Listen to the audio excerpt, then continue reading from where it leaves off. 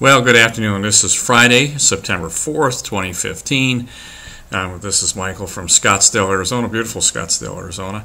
I need to get my disclosure out. I am not a licensed financial planner, nor am I a licensed stock and bond dealer in any way, shape, or form. Anything I say here, you really should talk to an advisor or talk to your significant other, and they're always welcome to call me. We can put our heads together and come up with some thoughts. Maybe you have different thoughts. That's fine. I'm always willing to listen to reason and listen to your explanations.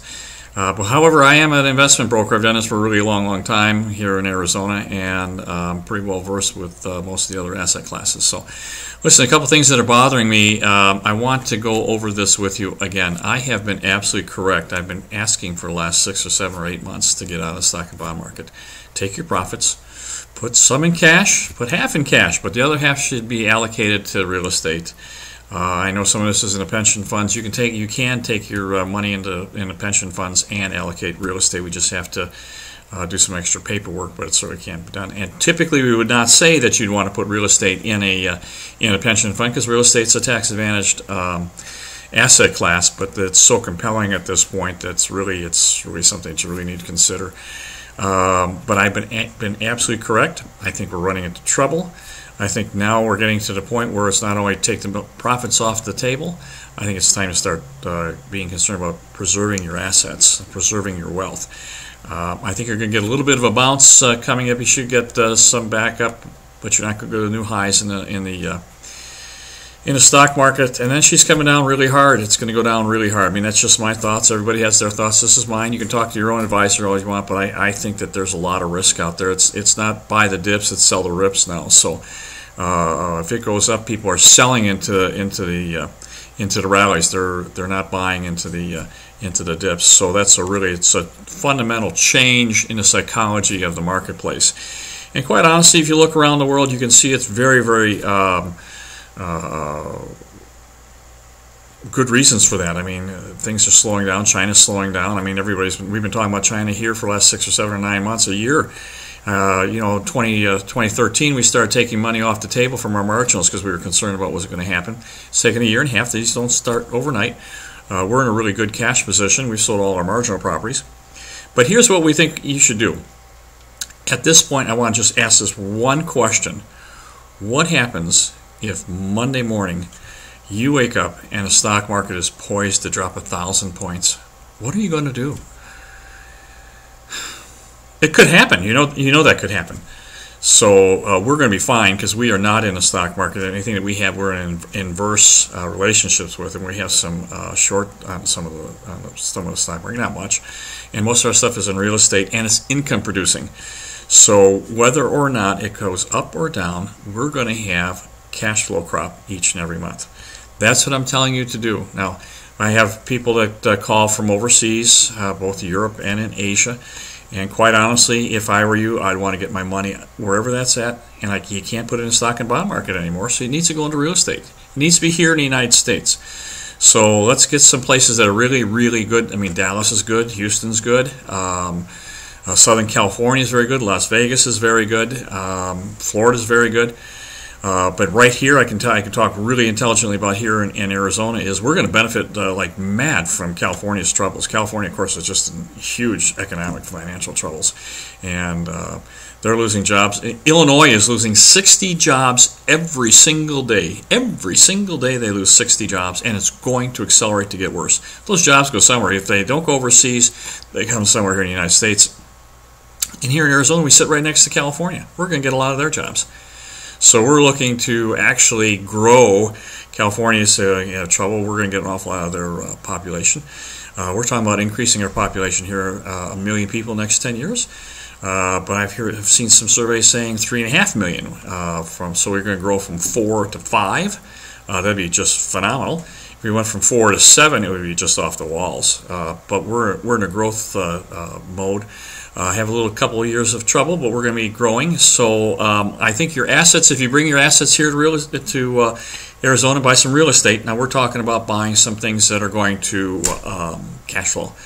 So two different things that I'm going to make suggestions. So we have not the first tier, but the second tier rentals. Those are the ones that they're a little bigger than normal. These are people who are used to renting. They're not the 18 to 23-year-olds. They're generally a family, mom, dad, a couple of kids. They're used to taking care of a house. Your management is way down.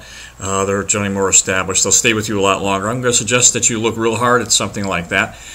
Here in Arizona, we have tons of them. They will continue to cash flow. Now, the rent may drop a little bit as the economy slows, but it's certainly not going to drop.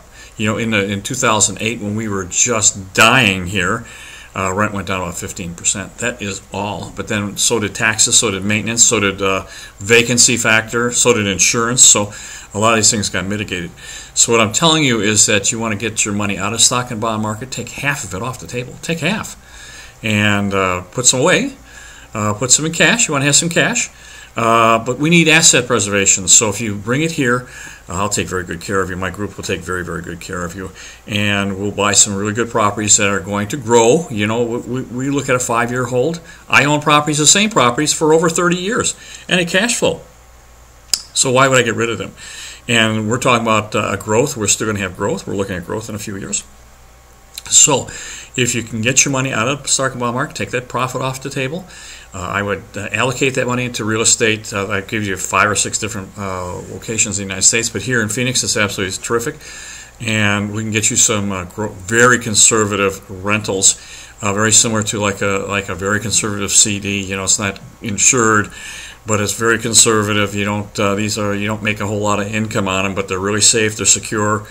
I shouldn't say safe, because I guess maybe they certainly can be go up and down in value. I mean, we found that out in 2008, but I don't think they're going to go to zero.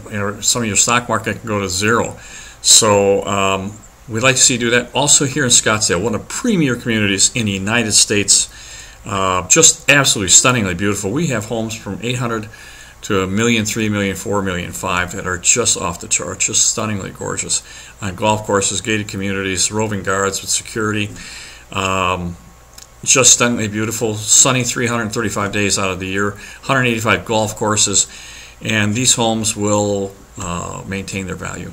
So, I would say if you're some wealth overseas and you want to get it out, you certainly don't want to take it into some of the other markets in the United States. I understand that there's preponderance to take to New York, because everybody knows New York and San Francisco and Seattle and Silicon Valley, but those places are overdone at the moment. They're overvalued. So what you get for a condo here, you can get a 5,000 square foot home, just stunningly gorgeous, and it's going to retain value. It's going to be a good asset. I mean, it could go up and down in value, but it's not going to go to zero. And here it is. It's just absolutely stunning. And if you want to get some asset preservation, we could even put a tenant in there if you want to do that. We have $1 million tenants. We have excellent tenants, and you'll get a little cash flow off that as well. But it's asset preservation. So, look, here's my prognosis, and I'm stealing it from some of the greats, because I get all kinds of research sent to me. Martin Armstrong, I just love his thoughts. He's just fabulous. And he gave me this idea. I read his articles the other day. It said that interest rates are at a 5,000-year low. 5,000 years. Well, I can believe that. I mean, you're at zero. So, not too many times in history that people are get charged. It's negative interest rates in Europe. So, sure, probably a 5,000-year low. So if it's 5,000-year low, odds of it going up are pretty doggone strong. So can it go from 2.5 to 3 to 4? Sure. Could it go to 5? Sure. So here's what happens. If you have a bond portfolio, if you're in a mutual fund, it just gets hammered. If you have individual bonds, and your bonds pays 3, and the new bonds pay 4, yours isn't worth as much as the ones that pays 4. It's worth less. So if you hold it to maturity, that's fine. If you need to sell it in between, you're going to pay a discount, and it's probably going to be pretty significant. So if you're in a mutual fund, of course, they're all discounted. There's no such thing as ending up to maturity, because they never mature. So your position within the portfolio is going to be dramatically affected. Now, government bonds, U.S. government bonds, probably are just more interest rate sensitive. But talk about municipals. Illinois, California. Illinois is losing 60 jobs a day. And Chicago is just, if it's not junk, it's just a little bit above junk. And, so let's have an economic downturn, which I believe is coming. We're probably in it now. We just don't recognize it yet. They're not going to pay their bonds. They're going to default. Now, you already have Puerto Rico saying they're going to default. California's in trouble. Illinois is in trouble. You can just go through municipalities that are just in trouble. These guys are not going to pay their bonds. They're going to default on them. So I'd be really, really leery of any municipal bonds. High yield, holy cow! High yield is going to be just crazy. You know, a lot of high yield was sold to the oil patch, and the oil patch, of course, everybody knows what's going on in the oil patch. The oil patch is having trouble. Now, they're not in trouble now because most of them were insured, so they're paying their insurance. The insurance is paying the interest payments, but the insurance is only good for 6 months to 9 months to a year, and it's going to start running out this fall. So you're going to start seeing some oil patch defaults and high yield defaults. So bonds are not the place to be. So you know, I don't mean to be stealing anybody's thunder on this, but it makes perfect sense. If the stock market goes down, people are going to get out of the stock market, go into the bond markets, like going from a frying pan right into the fire, because interest rates are going to go up. And if the stock market starts crashing like that's indicating really, I mean, it's already, I think the die has been cast. I think we have a recession, and then they can't pay their bonds. So bonds get hurt, interest rates go up. Not a pretty picture. So we're talking about asset preservation here, and we'll take very, very good care of you. We've done this for a long, long time. We have very good clients, and we have the whole 9 yards. You know, you're not the landlord; you're just the investor. We're the landlord, so we take care of everything for you. So, you know, so talk to your significant other, talk to your financial advisor. They're welcome to call me. Talk to you. We can put our heads together and find out what's best for you. We have properties here that probably will work for you and preserve your assets. So give me a call. My very best to you. It's Labor Day weekend, so go have a ball. See you. Bye-bye.